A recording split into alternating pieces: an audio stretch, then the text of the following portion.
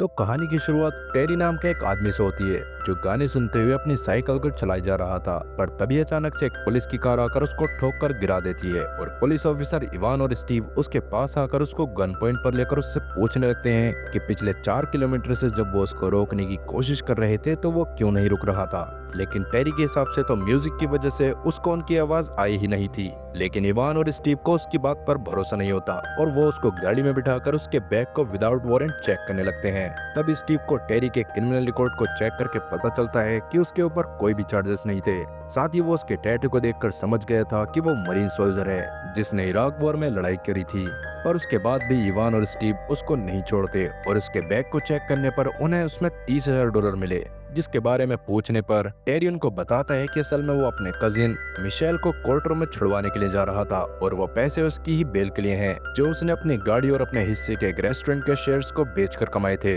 लेकिन मिशेल का नाम सुनते ही पुलिस वाले और ज्यादा भड़क गए थे क्योंकि उसके पास भी गांजा मिलने की वजह से उसको गिरफ्तार किया गया था। इसलिए इवान और स्टीव को लग रहा था कि टेरी के पास भी वो पैसे ड्रग्स बेचकर ही आए होंगे, इसलिए वो उसके सारे पैसे को 30 दिन के लिए सीज कर लेते हैं जब तक टेरी उन्हें प्रूफ लाकर नहीं दे देता कि वो पैसे उसके हैं और उसने ईमानदारी से कमाए हैं। तब टेरी उन्हें साथ में कोर्ट रूम में चलने को भी कहता है मगर वो उसकी बात नहीं मानते और वहां से चले जाते हैं। आगे कोर्ट में जाने के बाद टेरी वहां के क्लर्क एलॉइड को सब बताता है कि कैसे पुलिस वालों ने उसके पैसे को सीज कर लिया। पर एलॉइड इस बारे में कुछ नहीं कर सकता था और अभी अगर टेरी उसको बेल के पैसे नहीं देता तो मिशेल को स्टेट प्रिजन में भेज दिया जाएगा। ये सुनकर टेरी बहुत ज्यादा डर गया क्योंकि वो मिशेल को स्टेट प्रिजन में नहीं भेजना चाहता था, पर एलॉइड उसकी कोई भी मदद नहीं कर सकता था। इसलिए वो टेरी को समर नाम के एक लॉयर से मिलने को कहता है जो उसके भाई के केस को लड़ने में उसकी मदद कर सकती थी। टेरी तब समर के पास एक कैफे में जाकर समर को सब बताता है और तब जाकर उसको पता चलता है कि असल में इस गांव का पूरा सिस्टम ही करप्ट था। वहां के पुलिस वाले इसी तरह से लोगों को लूट कर अपना खर्चा चलाया करते थे और इवन कोर्ट रूम का जज तो काफी ज्यादा करप्ट था जो बिना पैसे के किसी भी हाल में मिशेल को बेल नहीं देता, जबकि मिशेल के पास बस थोड़ा सा गांजा पाया गया था जिसके लिए इतना ज्यादा बेल अमाउंट तो वैसे भी नहीं लगता। तब डेरी बाहर जाने पर उसको ये भी बताता है कि असल में मिशेल ने कुछ लोगों को एक मर्डर करते देखा था जिसके बाद उसने सभी कल्प्रिट्स को पकड़वा दिया था और वह सारे लोग स्टेट प्रिजन में ही थे और अगर मिशेल वहां चला जाता तो वो उसको जान से मार देते। हालांकि समर को टेरी के लिए बुरा तो लगता है लेकिन वो कुछ भी नहीं कर सकती थी, इसलिए वो मिशेल के स्टेट प्रिजन में ट्रांसफर करे जाने से पहले टेरी से पैसे का इंतजाम करने को कहती है, जो सुनकर टेरी अपने रेस्टोरेंट के पार्टनर मिस्टर लो को कॉल करके $10,000 की मांग करता है। पर मिस्टर लो उसको पैसे देने से मना कर देते हैं जिससे टेरी को और भी ज्यादा बुरा लगने लगा था। और अभी वो रात बिताने के लिए भी पास के एक जंगल में चला गया जहाँ की नदी से वो मछली पकड़कर उसको ही खाता है और सुबह सीधा पुलिस स्टेशन में चला जाता है जहाँ उसकी मुलाकात जेसिका नाम की एक ऑफिसर से होती है जिसको वो स्टीव और इवान के बारे में बताकर उनके खिलाफ कंप्लेंट लिखवाने की कोशिश करता है। पर जेसिका भी उन लोगों के साथ मिली हुई थी, इसलिए वो स्टीव को इशारा करके बाहर बुला लेती है जो टेरी को बुरी तरह डराते हुए वहां से जाने को कहता है। तभी वहां पर पुलिस चीफ सैंडी आ गया था जिसको टेरी सारी बात बताता है। तब शुरू में तो सैंडी उससे सही से बात करता है क्योंकि वो जानता था कि टेरी ने अपने फोन में रिकॉर्डर चालू कर रखा है, इसलिए वो इशारों से उसको बंद करने को कहता है। और जैसे ही टेरी ने ऐसा किया सैंडी का तो पूरा टोन ही चेंज हो गया। साथ ही अब सैंडी मान गया था कि वो टेरी के भाई को उसके हवाले कर देगा, जिसके लिए वो टेरी से मंडे की सुबह आने को कहता है। इसलिए टेरी भी वहां से चला गया था। पर जब टेरी मंडे की सुबह वहां आता है तभी उसके सामने से बस जाती है जिसमें ही सभी कैदियों को स्टेट प्रिजन में भेजा जा रहा था, मतलब कि टेरी वहां आने में लेट हो गया होता है, जिसके बारे में इशारा करते हुए सैंडी उसको बताता है। और तब टेरी तुरंत ही साइकिल को तेज भगाते हुए उस बस के पास जाता है और मिशेल से बात करते हुए उसको सलाह देता है कि वो स्टेट प्रिजन में प्रोटेक्शन के लिए एप्लीकेशन डाल दे। इस पर मिशेल भी मान गया था। फिर उसके जाने के बाद टेरी वापस से मिस्टर लो को कॉल करके उससे पैसे मांगने की कोशिश करता है, पर लो उल्टा उसके पर ही भड़क जाता है क्योंकि उसके रेस्टोरेंट के शेयर्स के बारे में बताने के बाद उसके रेस्टोरेंट में कुछ ऑफिसर्स आए थे और उन्होंने उसके सेफ तक को सीज कर लिया था। दैट मीन्स कि अब लो के पास भी कोई पैसे नहीं थे। ये जानकर टेरी काफी ज्यादा गुस्से में समर के पास जाता है और उसको सब बताता है। वो चाहता था कि समर उसकी मदद करे, पर समर भी बिना पैसों के कुछ भी नहीं कर सकती थी क्योंकि अगर वो जज या फिर गांव के किसी भी करप्ट ऑफिसर के खिलाफ खड़े होने की कोशिश करती तो उसको भी अपनी जॉब से हाथ धोना पड़ता। इसलिए वो टेरी को कहीं से भी जल्द से जल्द पैसे लाने की सलाह देती है क्योंकि अगर वो ऐसा नहीं करता तो उसके भाई के साथ कुछ भी हो सकता था। ये जानकर पर टेरी को कुछ भी समझ नहीं आ रहा होता कि उसको क्या करना चाहिए, इसलिए वो सीधा पुलिस स्टेशन के बाहर पहुंच जाता है, जहां सैंडी उसको देखकर समझ गया था कि वो लड़ाई करके पैसे लेने के लिए आया है। अब सैंडी को लग रहा होता है कि टेरी को लड़ाई करने का कोई खास एक्सपीरियंस नहीं होगा, इसलिए वो उसके सामने जाकर उसको धमकाते हुए वहां से जाने को कहता है। पर तभी अंदर जेसिका टेरी की इन्फॉर्मेशन निकालकर उसके बारे में बताती है कि असल में वो स्पेशल फोर्सेस में भी ऑफिसर रैंक पर था। ये जानने के बाद तो सैंडी की पतलून गीली हो जाती है और वो अंदर से बैकअप बुलाने की कोशिश करने लगता है, पर अब तक बहुत देर हो चुकी थी। टेरी तुरंत ही उसके ऊपर अटैक करके उसकी गन को छीनता है और जब स्टीव भी बाहर आकर टेरी को मारने की कोशिश करता है तो टेरी उसको भी उठाकर पटक देता है, जिससे स्टीव की हालत भी खराब हो गई थी। अब इसके बाद टेरी तुरंत ही सैंडी और स्टीव दोनों को ही होस्टेज बनाकर अंदर ले गया, जिसकी वजह से कोई भी उसके ऊपर हमला नहीं कर सकता था। और तब वो जेसिका से ही बोलकर स्टीव और सैंडी दोनों को ही चेयर से बनवा देता है और खुद जेसिका के साथ एविडेंस रूम में चला गया, जहां पर उसके पैसे रखे हुए थे। उन्हें देखकर वो जेसिका से उसमें से बस $10,000 देने को बोलता है, जिनको लेकर वो तुरंत वहां पर से कोर्ट रूम में चला गया था, जहां जाकर उसने एलोइड और समर की मदद से बेल के पेपर्स पर जज के साइन भी करवा लिए थे। पर जब वो वहां से स्टेट प्रिजन की तरफ जाने की कोशिश कर रहा होता है, तभी अचानक से वहां पर स्टीव और साथ ही काफी सारे पुलिस वाले आकर उसको गन पॉइंट पर ले लेते हैं, जिसके तुरंत बाद ही उन्होंने टेरी को स्टन गन से बेहोश कर दिया था, जिसका वीडियो समर छुपकर बना लेती है। और बाद में वो पुलिस वाले टेरी को अपने साथ लेकर जाने लगते हैं, पर वो उसको अपने साथ पुलिस स्टेशन में ना ले जाकर सैंडी के साथ कहीं दूसरी जगह लेकर जाने लग गए थे, जहां रास्ते में सैंडी टेरी से जानने की कोशिश करने लगता है कि उसने एविडेंस रूम में क्या क्या देखा था, जिस पर टेरी उसको बताता है कि उसने वहां काफी सारे पैसे और बहुत सारे हथियार देखे थे, जिन्हें भी उन्होंने इलीगली सीज करा होगा। खैर अब सैंडी इस बात पर कोई भी जवाब न देते हुए टेरी को एक हॉस्पिटल के पास लेकर आता है, जहां वो उसको अपनी तरफ से $30,000, उसकी सेल करी गई कार्ड्स के पेपर्स और वहां से सेफ ले जाने की परमिशन देता है,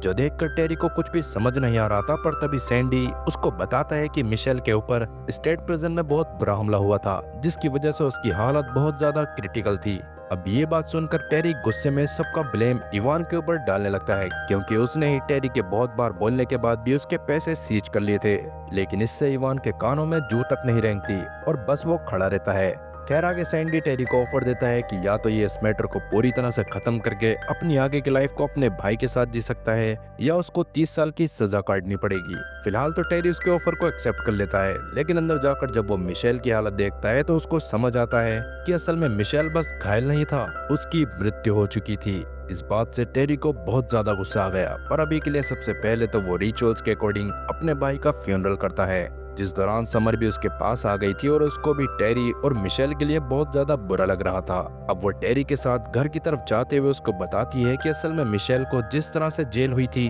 उसको होनी ही नहीं चाहिए थी। उसको किसी ने जानबूझकर पैसे दे के अंदर करवाया था, जो शायद उन्हीं लोगों से रिलेटेड होंगे जिनको मिशेल ने पकड़वाया था। पर अभी टेरी पूरी तरह से टूट चुका होता है और वो जानता था कि स्टेट में भी करप्शन बहुत ज्यादा है, जिससे लड़ने की हिम्मत और ताकत दोनों ही टेरी के पास नहीं थी। इसलिए वो मिशेल से माफी मांगते हुए डिसाइड करता है कि वो अगले दिन अपने शहर में वापस चला जाएगा। तब उस रात वो समर के घर में ही रुकता है, जहां उसने समर को अपना कॉन्टेक्ट नंबर दे दिया था, और अगली सुबह वो समर के उठने से पहले ही वहां से चला जाता है। पर समर को उठने के बाद लगने लग गया था कि जैसे कि उसके शरीर में किसी ने कुछ इंजेक्ट करा हो, जो किसी ड्रग्स की तरह था, और उसकी हालत सच में काफी ज्यादा खराब हो रही थी। पर जैसे तैसे अपने फोन तक पहुंचने के बाद वो टेरी को कॉल करके उसको अपने पास बुलाती है, क्योंकि कहीं ना कहीं उसको समझ आ गया था कि ये सारा काम गांव के पुलिस ऑफिसर्स का है, क्योंकि जब उन्होंने टेरी को स्टन गन से बेहोश किया था तब समर ने उनकी वीडियो बना ली थी। अब इसके थोड़ी ही देर बाद जब टेरी समर के घर में आता है तो उस समय समर बाथटब में बैठी हुई थी ताकि ड्रग्स का असर थोड़ा सा कम हो जाए, पर अभी भी उसकी हालत काफी ज्यादा खराब हो रखी थी, जिसको देखकर टेरी उसको जैसे तैसे घर में ही संभालता है, क्योंकि वो जानता था कि हॉस्पिटल में जाने के बाद अगर समर के ब्लड में ड्रग्स पाया गया तो उसकी रियलिटी के बारे में कोई भी जानने की कोशिश नहीं करेगा और समर को ड्रग एडिक्ट साबित करके उससे उसकी जॉब भी छीन ली जाएगी। साथ ही बाद में उसको उसकी बेटी से भी नहीं मिलने दिया जाएगा, जो उसके पति के साथ डिवोर्स के बाद से ही रह रही थी। इसी वजह से समर को काफी ज्यादा टेंशन भी हो रही होती है, पर टेरी उसको टेंशन ना लेने को कहता है और थोड़ी देर में नॉर्मल फील करने के बाद समर अपने ऑफिस में चली जाती है। लेकिन वहां पर भी आज उसको उसके जज ने बुला लिया था, क्योंकि पुलिस वाले ऑलरेडी उसको उसकी जॉब से निकालने का मन बना चुके थे। जज समर को उसका एक टेस्ट करवाने का ऑर्डर देता है ताकि उसकी मेंटल स्टेट के बारे में जाना जा सके, जिससे समर काफी ज्यादा डर गई और उसको समझ भी आ गया था कि सिस्टम उसके खिलाफ काफी खतरनाक साजिश रच रहा है। वहीं टेरी जब अपनी कार से गांव में घूम रहा होता है तभी अचानक से उसको स्टीव देखकर रोकता है, जिसको पता था कि पिछले दिन ही सैंडी ने टेरी को गांव को छोड़कर जाने को कहा था। इसलिए वो टेरी से इस बारे में बात करता है और जब टेरी फ्रस्ट्रेशन की वजह से उसकी बातों का सही जवाब नहीं देता तो स्टीव उसको शूट करके मारने की कोशिश करता है, पर किस्मत से गोली बस टेरी के कंधे को छूकर निकल गई, जिसके तुरंत बाद ही टेरी भी बचने की कोशिश करने लग गया था। जिस दौरान वो किसी तरह से स्टीव की गन को दूर फेंकता है और उसको धक्का देने के बाद वहां से अपनी कार को लेकर निकल गया, पर स्टीव ने जानबूझकर आगे का रोड भी ब्लॉक करवा रखा था। इसलिए टेरी वहां पर से एक ब्रिज के नीचे आ गया था ताकि कुछ देर के लिए पुलिस वाले उसका पीछा छोड़ दें। अब क्योंकि टेरी घायल भी था इसलिए वो समर को कॉल करके सभी चीजों के बारे में बताता है और तब समर भी उसके पास जाने का डिसाइड करती है। उस समय टेरी लियो नाम के चाइनीज डॉक्टर के पास चला गया था जो उसके घाव पर टाके लगाता है और फिर थोड़ी ही देर में वहाँ समर भी दवाई वगैरह लेकर आ गई थी, जिसके बाद टेरी से बात करके समर भी उसको अपने साथ हुई चीजों के बारे में सब कुछ बताती है, जो सुनकर टेरी को और ज्यादा गुस्सा आ गया था। साथ ही अभी स्टीव और उसकी टीम ने जो टेरी के साथ किया था उसके बाद टेरी समझ चुका था कि बेशक से वो टाउन से बाहर क्यों ना चला जाए, बाद में भी सैंडी उसका पीछा नहीं छोड़ेगा। इसलिए अब टेरी ने डिसाइड कर लिया था कि वो किसी भी हाल में मिशेल की मौत का बदला जरूर लेगा, जिसमें समर भी उसकी मदद करने के लिए तैयार थी, क्योंकि वो खुद भी इस तरह के सिस्टम के नीचे काम कर करके परेशान हो गई थी। इसलिए वो सबसे पहले एलॉइड से जाकर बात करते हैं, जहाँ से टेरी ने जज के घर का एड्रेस ले लिया था। और रात में जब जज अपने घर में बैठकर टीवी देख रहा होता है तब टेरी मास्क पहनकर उसके घर में घुस जाता है, पर मास्क पहने होने के बाद भी जज उसको पहचान गया था। उतने में ही वहाँ पर समर भी आ गई थी और तब जज से बात करके उन्हें पता चलता है कि असल में उनका पूरा का पूरा गांव भी करप्ट हो रखा है। इसी वजह से वहाँ मौजूद सभी लोगों की सैलरी नहीं आती। साथ ही सैंडी के करप्शन के बारे में भी हाई अथॉरिटीज को पता था, पर वो लोग भी उसका कुछ भी नहीं कर पा रहे थे, क्योंकि वो उन लोगों को भी पैसे खिलाकर उनका मुंह बंद करवा देता था। और क्योंकि उन लोगों की सैलरीज नहीं आ रही थी इसलिए वो इस तरह से लोगों को लूटा करते थे, जिसमें वो उनके पैसे लेने के बाद उन्हें 30 दिन का टाइम दिया करते थे। और क्योंकि साबित करने के लिए उससे ज्यादा पैसे उनके काफी सारे डॉक्यूमेंट्स में लगते थे, इसलिए ज्यादातर लोग पैसे वापस लेने के लिए आते ही नहीं थे। और जो पैसे वापस लेना चाहता था उन्हें किसी न किसी तरह से बाकी चीजों में उलझा दिया जाता था। अब उन लोगों के खिलाफ जो भी सबूत थे वो उनकी कार के डैश कैम्स के मेमोरी कार्ड्स में मिल सकते थे, जो कोर्ट के बेसमेंट में ही मौजूद है। ये बात जानने के बाद टेरी और समर बिना कुछ सोचे उस बेसमेंट में चले जाते हैं, लेकिन उस जगह पर सैंडी और उसके बाकी साथियों ने पहले ही आग लगा दी थी, क्योंकि उन्हें पता था कि टेरी ऐसा कोई ना कोई कदम जरूर उठाएगा। इसलिए टेरी के हाथ में सिर्फ कुछ ही मेमोरी कार्ड्स लगते हैं, जिनको लेकर जब वो समर के साथ बाहर निकलने की कोशिश कर रहा था तभी समर को याद आता है कि उसका टेस्ट करने के बाद उसका यूरिन सैंपल भी लिया गया था, जिसमें उसके शरीर में ड्रग्स होने के सबूत आ सकता था। इसलिए वो अंदर जाकर उस सैंपल को ढूंढकर बाहर लाने की कोशिश करने लगती है, पर तभी वहाँ पर 2 पुलिस वाले आकर उसको पकड़ लेते हैं और वो समझ जाते हैं कि समर भी अब पूरी तरह से टेरी का साथ दे रही है। इसलिए वो समर को अपने साथ लेकर कहीं पर जाने लग गए थे, जो टेरी ने भी देख लिया था। इसलिए वो अपनी कार से पुलिस वालों की कार का पीछा करना चालू कर देता है, पर थोड़ी दूर जाने के बाद पुलिस वालों ने अपनी अपनी कार्स को चेंज कर लिया था, जिसमें से समर कौन सी कार में थी ये टेरी को समझ नहीं आता।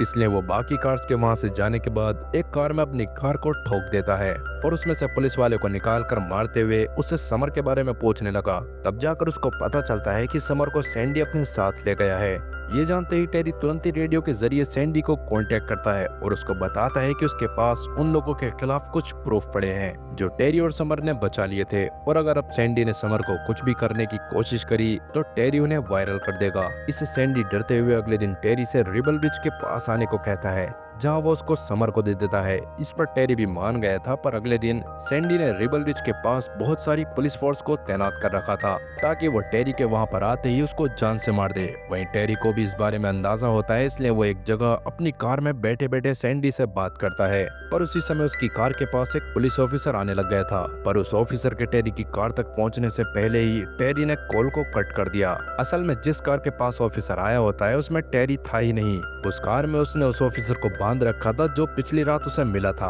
और खुद टेरी अभी पुलिस स्टेशन के बाहर था, क्योंकि उसको सैंडी के खिलाफ और ज्यादा सबूत चाहिए थे। इसलिए वो पुलिस स्टेशन के एविडेंस रूम वाली दीवार को ही गिरा देता है और अंदर जाकर वहां मौजूद चीजों को देखने लगता है। लेकिन इतने में ही सैंडी एविडेंस रूम में आ गया, जिसको टेरी नकली बुलेट से शूट करके गिरा देता है और जेसिका से बात करते हुए उसको सारी मेमोरी कार्ड्स दे देता है, क्योंकि असल में कुछ समय से कोई ऑफिसर पुलिस स्टेशन की सारी खबर बाहर पहुंचा रहा था और टेरी समझ गया था कि वो जेसिका ही थी। तब जेसिका भी उन मेमोरी कार्ड्स को ले लेती है और तब जाकर टेरी सैंडी के पास बैठते हुए उसे बताता है कि अब वो इन सभी लीगली सीज करी गई चीजों को सरकार को दे देगा और जो पैसे सैंडी के नहीं है उन्हें जला देगा। अब क्योंकि अभी के लिए सैंडी कुछ भी नहीं कर सकता था, इसलिए वो काफी ज्यादा परेशान होने लगता है। पर जब टेरी उन पैसों को जलाने वाला होता है तभी अचानक से जेसिका उसको गन पॉइंट पर ले लेती है, क्योंकि असल में वो सैंडी के साथ ही मिली हुई थी और उसने कभी भी समर की मदद नहीं करी थी। उतने में ही बाहर वो सारे ऑफिसर्स भी आ गए थे जिन्हें टेरी को मारने के लिए रिबल रिच के पास छोड़ा गया था।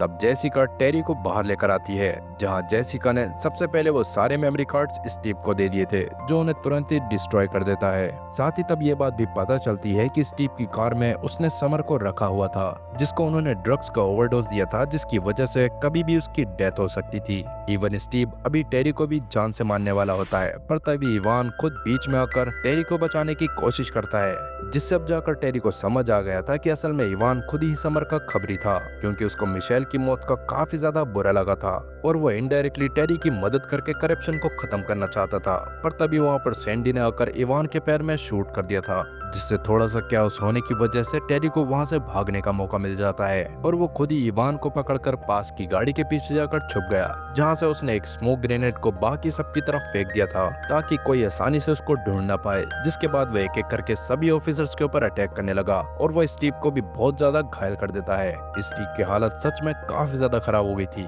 पर वो स्मोक की वजह से टेरी को ढूंढ नहीं पा रहा था। खैर अब इवान से बात करके टेरी को पता चलता है कि पुलिस की कार का डैश कैम इवान ने जानबूझकर खाली छोड़ा हुआ था, जिसकी वजह से उसमें सैंडी की सारी हरकत रिकॉर्ड हो गई होगी और उसकी मदद से बड़े ही आराम से उसको उसके पद से हटाया जा सकता था। ये बात जानकर तुरंत ही टेरी उस कार में जाकर बैठता है, जिसमें ही किस्मत से समर भी बेहोशी की हालत में मौजूद थी और उसकी हालत भी काफी ज्यादा खराब हो रखी थी। तब टेरी कार को तुरंत ही हॉस्पिटल की तरफ लेकर जाने लग गया था, जहाँ पर ही समर का इलाज हो सकता था। पर तभी स्टीव कार के ऊपर लटक कर उसको रोकने की कोशिश करने लगा, मगर तब समर थोड़ी सी हिम्मत करके उसके हाथ को कार से छुड़वा देती है, जिससे स्टीव पीछे गिर गया था और टेरी जल्दी से हॉस्पिटल की तरफ जाने की कोशिश करने लगता है। पर उतने में ही सैंडी काफी सारे पुलिस वालों के साथ उसकी कार का पीछा करना चालू कर देता है, जिससे टेरी का रास्ता ब्लॉक हो रहा था। पर अब तक जेसिका को भी अकल आ गई थी कि सैंडी उनमें से किसी की भी फिक्र नहीं करता और अपने फायदे के लिए वो किसी को भी जान से मार सकता है। इसलिए वो टेरी की मदद करने के लिए जानबूझकर सैंडी की कार को ठोक देती है, जिससे टेरी का रास्ता क्लियर हो गया था और वो थोड़ी ही देर में हॉस्पिटल में पहुंच भी गया था, जहां सबसे पहले तो वो समर को एडमिट करवाता है और उसके बाद कार के पीछे से जाकर डैशबोर्ड के कैमरा के कार्ड को निकाल लेता है। और अब कहीं ना कहीं उसको यकीन था कि वो गांव में करप्शन को पूरी तरह से खत्म कर देगा। अब आपको क्या लगता है कि क्या वो ऐसा कर पाया होगा और क्या दुनिया से करप्शन कभी पूरी तरह से खत्म हो सकता है? अपनी राय कमेंट में जरूर बताना, क्योंकि ये कहानी इसी सीन पर खत्म होती है। तो दोस्तों, ये कहानी आपको कैसी लगी हमें कमेंट करके जरूर बताएं। साथ ही वीडियो को लाइक करें और चैनल को सब्सक्राइब करना ना भूलें। मिलते हैं अगली वीडियो में, तब तक के लिए गुड बाय।